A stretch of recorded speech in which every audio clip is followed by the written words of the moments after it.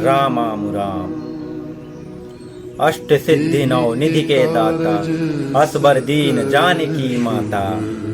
अर्थ इसका यह है, हे मेरे संकट मोचन हनुमान, आपको माता श्री जानकी जी से ऐसा वरदान प्राप्त हुआ है जिससे आप लोगों को अष्ट सिद्धियां और नौ निधियां प्रदान कर सकते हैं।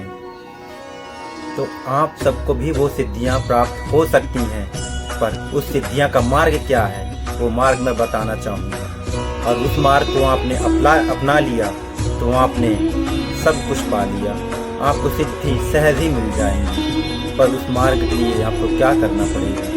उस मार्ग के लिए सबसे पहले आपको अपना हृदय साफ और शुद्ध करना पड़ेगा। पवित्र हो जाओ आप पहले, अपना विचार, अपनी वाणी, अपनी दृष्टि पहले उन्हें साफ करिए। उसके बाद आप शुद्ध हो जाएंगे तो हनुमान जी को लगेगा हाँ भक्त शुद्ध है मेरा। फिर उसका नियम, आप प्रतिदिन हनुमान चालीसा का पाठ करिए, निरंतर करते रहिए। समय है श्री रामचरितमानस पाठ जी का पाठ, श्री सुंदरकांड जी का पाठ करिए, यही करते रहिए। पूजा से पहले आप श्री राम स्तुति का पाठ आरंभ करें, उसके बाद पूजा आरंभ करें। आप निरंतर प्रतिदिन आप समय के अनुसार ये कर सकते हैं। इसमें आपकी कोई विधि या कोई नियम नहीं है। हनुमान जी की पूजा में आपको जब समय मिले, जब भी समय मिले आप पाठ करिए।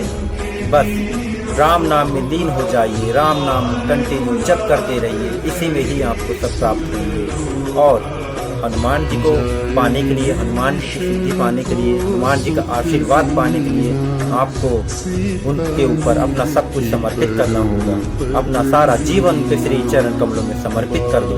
अपना श्वास का एक एक श्वास, एक एक खून का कतरा सब कुछ उनके श्री चरण कमलों में समर्पित कर दो। जब आप अपना सारा जीवन उनके श्री चरण कमलों में समर्पित कर दोगे, तब फिर आपको किसी चीज़ की चिंता नहीं करनी पड़ेगी। फिर आप अपने जीवन, अपना चिंता छोड़ दीजिए, आप मुक्त हो चुके हो।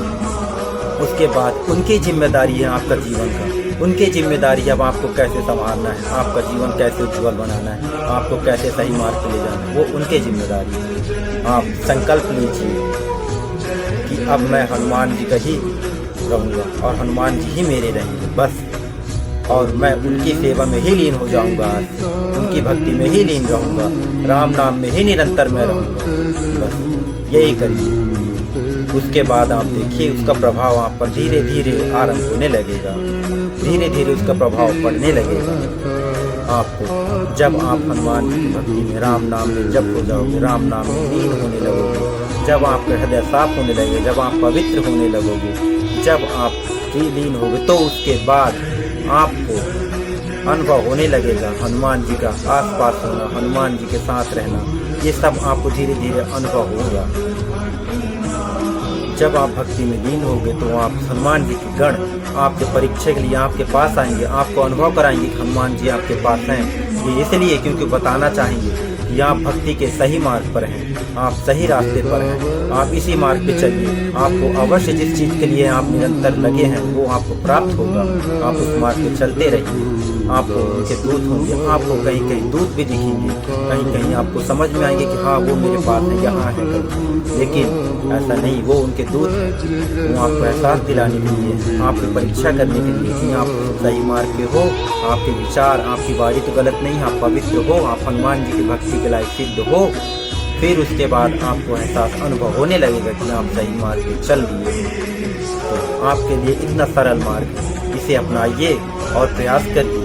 ये नहीं कि आप 1 महीने या 2 महीने करें, इसके बाद आपको कुछ प्राप्त नहीं हो। आप निरंतर करते रहिए, निरंतर आप पाठ में, आप पूजा में लीन रहिए, और निरंतर आप राम नाम में लीन हो जाइए और उन पर सब कुछ समर्पित कर दिए। आप चिंता मुक्त हो जाइए, फिर आपको धीरे धीरे अनुभव होगा।